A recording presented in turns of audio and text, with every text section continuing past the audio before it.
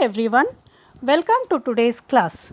So in this class we will study about the another objective of financial management, that is wealth maximization objective.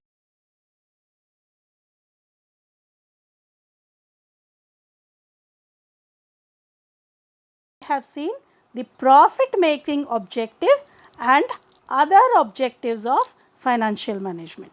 So ಈ ಕ್ಲಾಸಲ್ಲಿ we will understand what do you mean by wealth maximization objective of financial management. So wealth maximization andre ಏನು, right? So wealth maximization basically means this objective is also consist with the objective of maximizing the economic welfare of the shareholders of the company. So ಇಲ್ಲಿ ನಾವೇನು ಮಾಡ್ತೀವಿ, ನಮ್ಮ main objective ಏನಿರ್ತದೆ ಅಂತಂದರೆ ನಮ್ಮ ಕಂಪನಿಯ share holders ಏನದಾರ ಅವ್ರ ವೆಲ್ತನ್ನು ಜಾಸ್ತಿ ಮಾಡೋದು, ಅವ್ರ ಆದಾಯವನ್ನು ಜಾಸ್ತಿ ಮಾಡೋದು, ಅವ್ರ ರಿಟರ್ನ್ಸನ್ನು ಜಾಸ್ತಿ ಮಾಡೋದು, ಅವರ ಸಂಪತ್ತಿಯನ್ನು ಜಾಸ್ತಿ ಮಾಡುವುದು, right? So that is the main objective of wealth or that is the main essence of wealth maximisation objective. What do you mean by this ಅಂದರೆ ಏನು? ಶೇರ್ ಹೋಲ್ಡರ್ಸ್ ವೆಲ್ತನ್ನು ಜಾಸ್ತಿ ಮಾಡುವುದು ಅಂತಂದ್ರೇನು? ಶೇರ್ ಹೋಲ್ಡರ್ಸ್ ವೆಲ್ತ್ ಯಾವಾಗ ಜಾಸ್ತಿ ಆಗ್ತದೆ?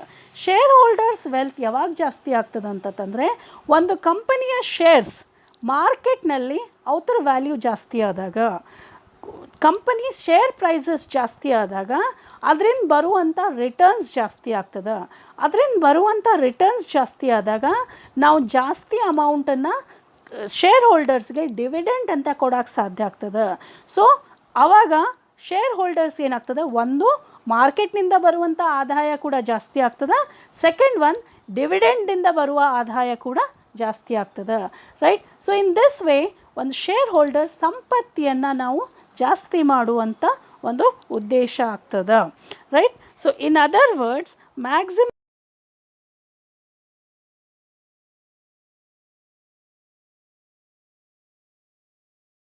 Value of it shares. Market value ಅಂತಂದರೆ ಆ ಶೇರ್ಸ್ದು ಮಾರ್ಕೆಟ್ನಲ್ಲಿ ಇದ್ದಂಥ ವ್ಯಾಲ್ಯೂ. ಈಗ for example face value of share is 100 rupees, but market value is 1000 rupees. So ನಾವು ಫೇಸ್ ವ್ಯಾಲ್ಯೂ ಎಲ್ಲೂ ನೋಡೋಂಗಿಲ್ಲ, ನಾವೇನು ನೋಡ್ತೀವಿ? ಮಾರ್ಕೆಟ್ ವ್ಯಾಲ್ಯೂನೇ ನೋಡ್ತೀವಿ. ಅಫ್ಕೋರ್ಸ್ ಫಸ್ಟ್ ಟೈಮ್ ತೊಗೊಳ್ಳೋರು ಫೇಸ್ ವ್ಯಾಲ್ಯೂ ತೊಗೊಂಡಿರ್ತಾರೆ, ಬಟ್ ಆಮೇಲೆ ನೆಕ್ಸ್ಟ್ ಟೈಮ್ ಅದನ್ನು ಡೀಲ್ ಮಾಡೋರು ಅಥವಾ ಟ್ರಾನ್ಸಾಕ್ಷನ್ ಮಾಡೋರು ಅದನ್ನು ಬೇಸಿಕಲಿ ಮಾರ್ಕೆಟ್ ವ್ಯಾಲ್ಯೂನಲ್ಲಿ ಕೊಂಡ್ಕೊತಾರೆ ಅಥವಾ ಮಾರ್ಕೆಟ್ ವ್ಯಾಲ್ಯೂನಲ್ಲಿ ಮಾರಾಟ ಮಾಡ್ತಾರೆ, ರೈಟ್? ಫೇಸ್ ವ್ಯಾಲ್ಯೂ ಏನೇ ಇರಲಿ, 10 rupees ಇರಲಿ, 1 rupee ಇರಲಿ, 100 rupees ಇರಲಿ, ಅದ್ರದ್ದು ಮಾರ್ಕೆಟ್ ವ್ಯಾಲ್ಯೂ ಏನದ ಅದರ ಮೇಲೆ ಶೇರ್ಸನ್ನು ಸೆಲ್ಲಿಂಗ್ ಆ್ಯಂಡ್ ಬೈಯಿಂಗ್ ಆಗ್ತದೆ, right? So maximisation of wealth ಅಂತಂದರೆ ನಾವೇನು ಮಾಡಾಕತ್ತೀವಿ, ಇಲ್ಲಿ ಒಂದು ಫರ್ಮದ್ದು share price, market value of share ಅದನ್ನು ನಾವು ಹೆಚ್ಚಿಗೆ ಮಾಡಾಕತ್ತೀವಿ. The objective of wealth maximization will have the impact on value of its market value of its shares. So ಇದನ್ನು ನಾವು ಅಂಡರ್ ಕ್ಯಾಪಿಟಲೈಸೇಷನ್, ಓವರ್ ಕ್ಯಾಪಿಟಲೈಸೇಷನ್ ಅಂತ ಒಂದು ನಿಮಗೆ ಮಾಡ್ಯೂಲ್ ಅದ, ಸೆಕೆಂಡ್ ಮಾಡ್ಯೂಲ್ ಅದ. ಆ ಮಾಡ್ಯೂಲ್ ಹೇಳೋ ಮುಂದೆ ನಾನು ನಿಮ್ಗೆ ಹೇಳ್ತೀನಿ what do you mean by market value, what do you mean by book value ಅಂತ ನಾನು ನಿಮಗೆ ಅದನ್ನು ಡೀಟೇಲಾಗಿ ಹೇಳ್ತೀನಿ. ಸೊ ಇಲ್ಲಿ ಮಾರ್ಕೆಟ್ ವ್ಯಾಲ್ಯೂ ಆಫ್ ಶೇರ್ಸನ್ನು ನಾವು ಹೆಚ್ಚಿಗೆ ಮಾಡಾಕತ್ತೀವಿ. ಸೊ ವೈ ವೆಲ್ತ್ ಮ್ಯಾಕ್ಸಿಮೈಸೇಷನ್ ಅಥವಾ ಏನು ಮೆರಿಟ್ಸ್ ಅದ, ಅದರಿಂದ ಏನು ಉಪಯೋಗಗಳದಾವ, ನಮಗೆ ಏನು ಹೆಲ್ಪ್ ಆಗ್ತದೆ ವೆಲ್ತ್ ಮ್ಯಾಕ್ಸಿಮೈಸೇಷನ್ ಮಾಡಿದರೆ? First one, exactness, avoiding the ambiguity. ನೀವು ನನ್ನ ಲಾಸ್ಟ್ ವಿಡಿಯೋ ನೋಡಿದ್ರಿ ಅಂತಂದರೆ, ಪ್ರಾಫಿಟ್ ಮ್ಯಾಕ್ಸಿಮೈಸೇಷನ್ ವಿಡಿಯೋ ನೋಡಿದ್ರಿ ಅಂತಂದರೆ, ಪ್ರಾಫಿಟ್ ಅನ್ನೋ ಟರ್ಮ್ಗೆ ಸಾಕಷ್ಟು ಕನ್ಫ್ಯೂಷನ್ ಇತ್ತು ನಮಗೆ. ಎಸ್, ಯಾವ ಪ್ರಾಫಿಟನ್ನು ಹೆಚ್ಚಿಗೆ ಮಾಡಬೇಕು ಅನ್ನೋದೇ ಸಾಕಷ್ಟು ಕನ್ಫ್ಯೂಷನ್ ಇತ್ತು.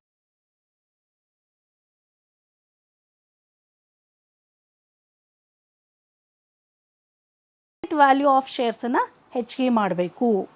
And market value of shares ಒಂದೇ ದಿನದಲ್ಲಿ ಹೆಚ್ಚಿಗೆ ಆಗಂಗಿಲ್ಲ, it's a long term objective.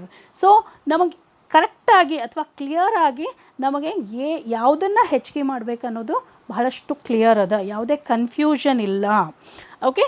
Next one, time value of money. So ಅಲ್ಲಿ ಹೇಳಬೇಕಾದ್ರೆ ನಾನು ಇದು ಈ ಒಬ್ಜೆಕ್ಟಿವ್ಸ್ ಬಗ್ಗೆ ಅಥವಾ ಈ ಮೆರಿಟ್ ಬಗ್ಗೆನೂ ಹೇಳಿದೆ. ಅಲ್ಲಿ ನಾವು ಒಂದು ಅವಧಿಯನ್ನು ಅಥವಾ ಒಂದು ಹಣಕಾಸಿನ ಅವಧಿಯನ್ನು ಅದನ್ನು ನಾವು ಕನ್ಸಿಡರ್ ಮಾಡೋಂಗಿಲ್ಲ. ಬಟ್ ಇಲ್ಲಿ ನಾವು ಯಾವ ಟೈಮ್ನಲ್ಲಿ ನಾವು ಅದನ್ನು ದುಡ್ಡನ್ನು ಪ್ರಾಫಿಟನ್ನು ಅರ್ನ್ ಮಾಡಿದ್ದೀವಿ, ಅದರದ್ದು ಆ ಟೈಮ್ನಲ್ಲಿ ಆ ಹಣದ ಮೌಲ್ಯ ಏನದ, ಆ ಹಣದ ವ್ಯಾಲ್ಯೂ ಏನದ ಅದನ್ನು ಕೂಡ ನಾವು ಕನ್ಸಿಡರ್ ಮಾಡ್ತೀವಿ ಅಂತಂದರೆ. For example, market value of shares today ಇವತ್ತು ಎಷ್ಟದ, ಇನ್ನು ಮುಂದಿನ ವರ್ಷ ಎಷ್ಟಾಗ್ತದೆ, ಇನ್ನು 10 years ಆದ್ಕೂಳೆ ಎಷ್ಟಾಗ್ತದೆ ಅದನ್ನು ಕೂಡ ನಾವು ಕನ್ಸಿಡರ್ ಮಾಡ್ತೀವಿ. ಸೊ ಟೈಮ್ ವ್ಯಾಲ್ಯೂ ಆಫ್ ಮನಿನ ನಾವು ಕನ್ಸಿಡರ್ ಮಾಡ್ತೀವಿ. Third one, it promotes the economic welfare of share holders, right. So ಇಲ್ಲಿ ನಾವೇನು ಮಾಡ್ತೀವಿ, ಶೇರ್ ಹೋಲ್ಡರ್ಸ್ ಒಂದು ಆರ್ಥಿಕ ಕಲ್ಯಾಣವನ್ನು ಅಥವಾ ಆರ್ಥಿಕ ಅಭಿವೃದ್ಧಿಯನ್ನು ನಾವು ಗಮನಿಸ್ತೀವಿ, ಅಥವಾ ಆರ್ಥಿಕ ಅಭಿವೃದ್ಧಿಯನ್ನು ನಾವು ಅಭಿವೃದ್ಧಿ ಮಾಡೋಕ್ಕೆ, ಹೆಚ್ಚಿಗೆ ಮಾಡೋಕ್ಕೆ ಪ್ರಯತ್ನ ಪಡ್ತೀವಿ. ಅಂದರೆ ನಾವು ಅವ್ರಿಗೆ ಹೆಚ್ಚಿನ ಆದಾಯವನ್ನು ಕೊಡೋಕ್ಕೆ, ಹೆಚ್ಚಿನ ಒಂದು ಸಂಪತ್ತಿಯನ್ನು ಅವ್ರು ಗಳಿಸ್ಕೊಳ್ಳೋಕೆ ಒಂದು ಹೆಲ್ಪ್ ಮಾಡ್ತೀವಿ. Next one, it helps for achieving other objectives. Other objectives ಯಾವ್ಯಾವ ಅದಾವ? ಲಿಕ್ವಿಡಿಟಿ ಮೇಂಟೈನ್ ಮಾಡೋದು, ಅಥವಾ ಸಾಲ್ವೆನ್ಸಿ ಮೇಂಟೈನ್ ಮಾಡೋದು, ಎಕ್ಸ್ಪಾನ್ಷನ್ ಮಾಡೋದು, ಡೈವರ್ಸಿಫಿಕೇಷನ್ ಮಾಡೋದು, ಸೋಷಿಯಲ್ ರೆಸ್ಪಾನ್ಸಿಬಿಲಿಟಿ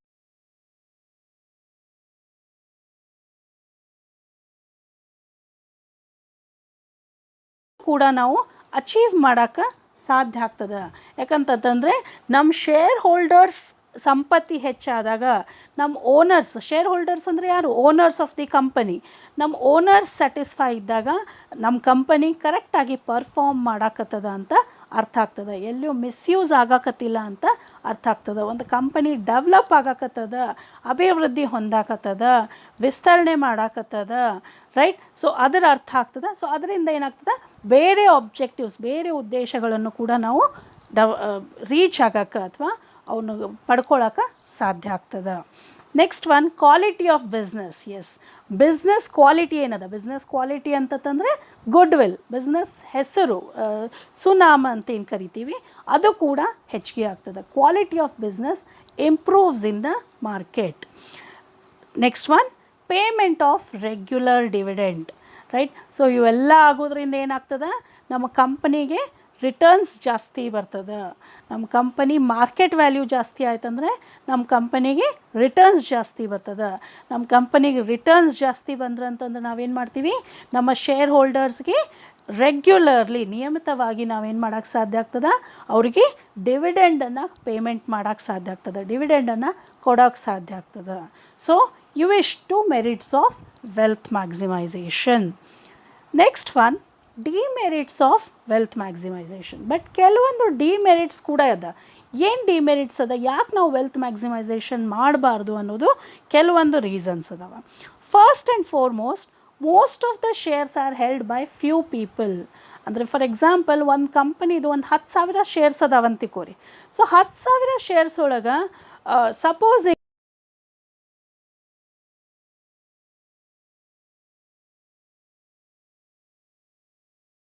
10,000 ಶೇರ್ಸನ್ನು 20 ಮಂದಿ ಅಷ್ಟೇ ತೊಗೊಂಡ್ಬಿಟ್ಟಾರ. ಯಾವುದೋ ಒಂದು ಪ್ರಪೋರ್ಷನ್ದಾಗ 10,000 ಶೇರ್ಸನ್ನು 20 ಮಂದಿಗೆ ನೀವು ಹಂಚಿಬಿಟ್ಟಿರಿ, ರೈಟ್. ಸೊ ನಾವು ವೆಲ್ತ್ ಮ್ಯಾಕ್ಸಿಮೈಸೇಷನ್ ಆಬ್ಜೆಕ್ಟಿವ್ ಇಟ್ಕೊಂಡಾಗ ನಾವೇನು ಮಾಡಾಕತ್ತೀವಿ ಅಂತಂದರೆ, ಕಂಪನಿ ಎಟ್ ಲಾರ್ಜ್ ಅಥವಾ ಸೊಸೈಟಿ ಎಟ್ ಲಾರ್ಜ್ನ ಮರೆತು ಬರೀ ಆ 20 ಮಂದಿ ಸಂಪತ್ತನ್ನು ಹೆಚ್ಚಿಗೆ ಮಾಡೋದು ಅಷ್ಟೇ ವಿಚಾರ ಮಾಡಾಕತ್ತೀವಿ ನಾವು. So that is not a right objective. Narrow approach ಆಗ್ತದೆ ಅವಾಗ, ರೈಟ್. ಬಟ್ ಭಾಳಷ್ಟು ಕೇಸಸ್ನಾಗ ಹಂಗೆ ಆಗಂಗಿಲ್ಲ. ಬಟ್ ದಿಸ್ ಇಸ್ ಎನ್ ಏನಂತಾರೆ, ಇದು ಒಂದು ಚಾನ್ಸ್ ಅದ, right. This is also alternative which can happen. It may not happen, but it sometimes it happens like that. So most of the shares are held by few people. So ಅವರು ಏನು ಮಾಡ್ತಾರೆ, ಅಲ್ಲಿ dominant ಇರ್ತಾರೆ.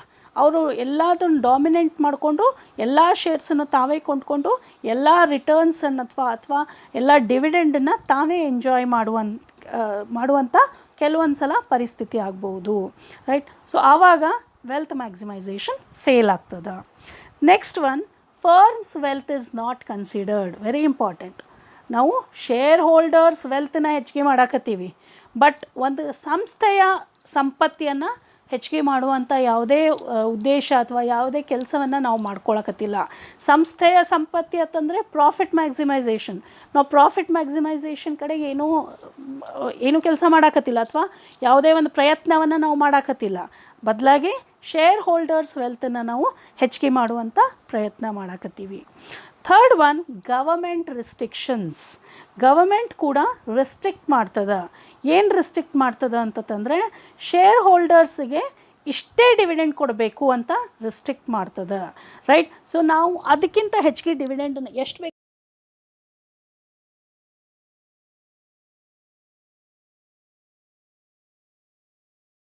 ಎಷ್ಟು ಕೊಡ್ಬೋದು, 18 to 20% ಅವ್ರಿಗೆ ಡಿವಿಡೆಂಡನ್ನು ಮಾತ್ರ ಕೊಡಬಹುದು.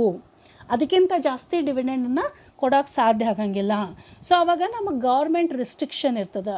ಆ ರಿಸ್ಟ್ರಿಕ್ಷನ್ ಇದ್ದಾಗ ನಾವು ವೆಲ್ತ್ ಮ್ಯಾಕ್ಸಿಮೈಸೇಷನ್ ಕರೆಕ್ಟಾಗಿ ಯೂಸೇಜ್ ಆಗಂಗಿಲ್ಲ. ನಾವು ರೆಗ್ಯುಲರಾಗಿ ಪೇಮೆಂಟ್ ಮಾಡಾಕತ್ತೀವಿ ಅಂತ ಹೇಳ್ತೀವಿ, ಬಟ್ ನಾವು ಎಷ್ಟು ಮಾಡಾಕತ್ತೀವಿ, ಗೌರ್ಮೆಂಟ್ ರಿಸ್ಟ್ರಿಕ್ಷನ್ ಪ್ರಕಾರ ನಾವು ಮಾಡಾಕತ್ತೀವಿ. ಅದನ್ನು ಮೀರಿ ನಾವು ಮಾಡೋಕ್ಕೆ ಸಾಧ್ಯ ಇಲ್ಲ.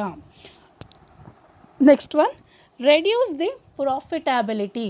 ನಾವು ವೆಲ್ತ್ ಮ್ಯಾಕ್ಸಿಮೈಸೇಷನ್ ಮಾಡಾಕತ್ತೀವಿ ಅಂತಂದರೆ ಶೇರ್ ಹೋಲ್ಡರ್ಸ್ ವೆಲ್ತನ್ನು ಹೆಚ್ಚಿಗೆ ಮಾಡಾಕತ್ತೀವಿ ಅಂದರೆ ಇನ್ ದ ಪ್ರಾಸೆಸ್ ಏನಾಗ್ತದೆ, ನಾವು ನಮ್ಮ ಕಂಪನಿಯ ಪ್ರಾಫಿಟಬಿಲಿಟಿನ ಕಡಿಮೆ ಮಾಡ್ಕೊಳಕತ್ತೀವಿ.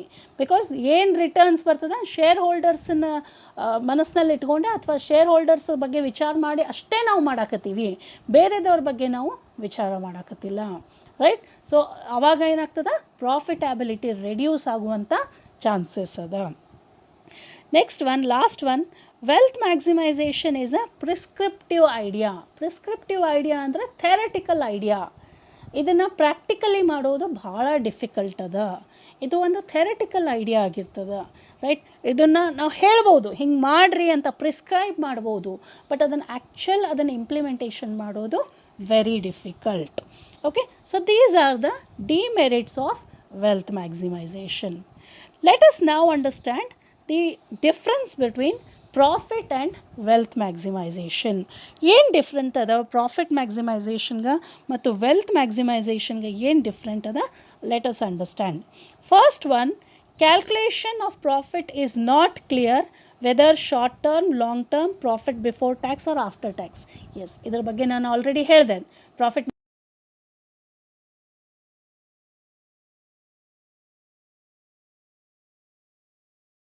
Long term profit, profit before tax, profit after tax, ಈ ಟರ್ಮ್ ಏನದ ಅದು ಕ್ಲಿಯರ್ ಇಲ್ಲ. But in case of wealth maximisation ಏನು, calculation of wealth is clear. It is considered to be long term. The calculation is for long term. ನಾವು long term wealth maximisation ಬಗ್ಗೆ ವಿಚಾರ ಮಾಡಾಕತ್ತೀವಿ. Okay, next one, second one, it is not balanced. Profit maximisation balanced ಇಲ್ಲ. ಯಾಕೆ ಹೇಳ್ರಿ, ಯಾಕೆ balanced ಇಲ್ಲ? ಒಂದೊಂದು ಸಲ ರಿಸ್ಕ್ ಜಾಸ್ತಿ ಇರ್ಬೋದು, ಪ್ರಾಫಿಟ್ ಕಡಿಮೆ ಆಗ್ತದೆ.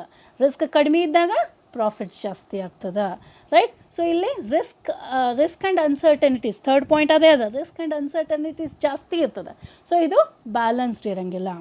ಬಟ್ ವೆಲ್ತ್ ಮ್ಯಾಕ್ಸಿಮೈಸೇಷನ್ನಾಗ ನಾವು ಬ್ಯಾಲೆನ್ಸ್ಡಾಗಿ ಒಂದು ನಿಯಮಿತವಾಗಿ ರೆಗ್ಯುಲರ್ಲಿ ನಾವೇನು ಮಾಡ್ತೀವಿ, 10% ರಿಟರ್ನ್ ನಾವು ಶೇರ್ ಹೋಲ್ಡರ್ಸಿಗೆ ಕೊಡಬೇಕು ಅಂತಂದರೆ 10% ರಿಟರ್ನನ್ನು ನಾವು ಶೇರ್ ಹೋಲ್ಡರ್ಸಿಗೆ ಕೊಡೋಕೆ ಎಲ್ಲ ಪ್ರಯತ್ನಗಳನ್ನು ನಾವು ಮಾಡ್ತೀವಿ.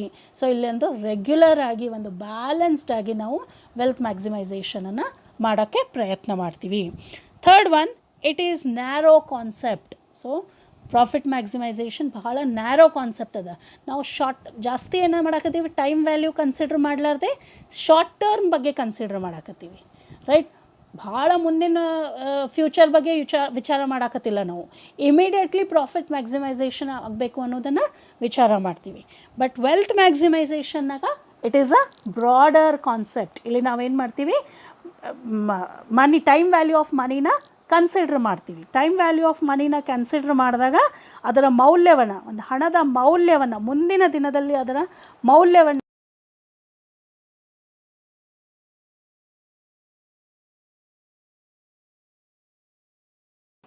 ಸೊ ಇಲ್ಲೇನಿರ್ತದ, ಜಾಸ್ತಿ ರಿಸ್ಕ್ ಇರ್ತದ, ಜಾಸ್ತಿ ಅನ್ಸರ್ಟನಿಟಿ ಇರ್ತದ. ಬಟ್ ವೆಲ್ತ್ ಮ್ಯಾಕ್ಸಿಮೈಸೇಷನ್ದಾಗ no risk or exactly no risk ಅಂತ ಹೇಳಕ್ಕೆ ಬರೋಂಗಿಲ್ಲ, but less risk and uncertainty ಅಂತ ಹೇಳ್ಬಹುದು. Last one, the main goal is maximization of profit. So goal of maximization of profit is said to be best criteria for decision making. So profit maximisation main objective ಇರುವುದರಿಂದ ಇದು ಒಂದು decision ಮೇಕಿಂಗಕ್ಕೆ, ಯಾವುದೇ ನಾವು decision ತೊಗೋಬೇಕಂದ್ರೆ, ಯಾವುದೇ ಹಣಕಾಸಿನ ನಿರ್ಣಯವನ್ನು ಮಾಡಬೇಕಂತಂದರೆ ನಮ್ಮ ಉದ್ದೇಶ ಏನಾಗಿರ್ತದೆ, ಭಾಳಷ್ಟು ಕ್ಲಿಯರ್ ಆಗಿರ್ತದೆ. ನಾವು ಪ್ರಾಫಿಟ್ಸನ್ನು ಹೆಚ್ಚಿಗೆ ಮಾಡಬೇಕು, ಈ ಉದ್ದೇಶವನ್ನು ನಾವು ತಲೆಗಿಟ್ಕೊಂಡು ಎಲ್ಲ ಡಿಸಿಷನ್ಸನ್ನು ತೊಗೊತೀವಿ. ಸಿಮಿಲರ್ಲಿ ಇಲ್ಲಿ ಕೂಡ ವೆಲ್ತ್ ಮ್ಯಾಕ್ಸಿಮೈಸೇಷನಲ್ಲಿ ಕೂಡ the main goal is wealth maximization. So goal of wealth maximization is also accepted criteria for financial decision making. So ಕೆಲವೊಂದು ಡಿಸಿಷನ್ಸ್ ಏನಿರ್ತಾವ, ಕೆಲವೊಂದು ಫೈನಾನ್ಷಿಯಲ್ ಡಿಸಿಷನ್ಸ್ ಕೂಡ ನಾವು ಏನು ಮಾಡ್ತೀವಿ, ವೆಲ್ತ್ ಮ್ಯಾಕ್ಸಿಮೈಸೇಷನ್ ತಲೆಗಿಟ್ಕೊಂಡು ಆ ಡಿಸಿಷನ್ಸನ್ನು ತೊಗೊತೀವಿ. So it is also one of the accepted criteria ಅಂತ ಹೇಳ್ಬೋದು. Not the only whole and sole criteria, only criteria, but one of the criteria ಅಂತ ನಾವು ಇಲ್ಲಿ ಹೇಳಬಹುದು. So this is the difference between profit maximisation and wealth maximisation. Okay, so in the next class we will study the importance and functions of financial management. So please go through the video and watch it, and if you have any doubts, please comment and ask for the doubts. Thank you.